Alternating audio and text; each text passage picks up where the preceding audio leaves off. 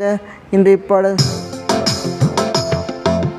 Jehovah Rafah, Jehovah Rafah, சுகம் தந்தீரே நன்றி ஐயா. யெகோவா ரஃபா, யெகோவா ரஃபா, சுகம் தந்தீரே நன்றி ஐயா. சுகம் தந்தீரே நன்றி ஐயா. உம்மை முழு உள்ளத்தோடு ஆராதிப்பேன், முழு பலத்தோடு அன்பு கூறுவேன். ஆராதனை ஆராதனை ஆராதனை ஆராதனை,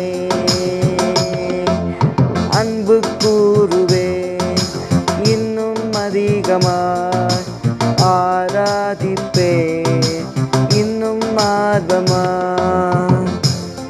இன்றைய வசனம் மத்தேயு 8:17.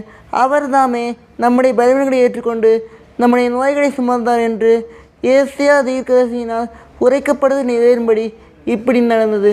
கர்த்தர் உங்களை ஆசீர்வதிப்பாராக. இயேசு உங்களை நேசிக்கிறார்.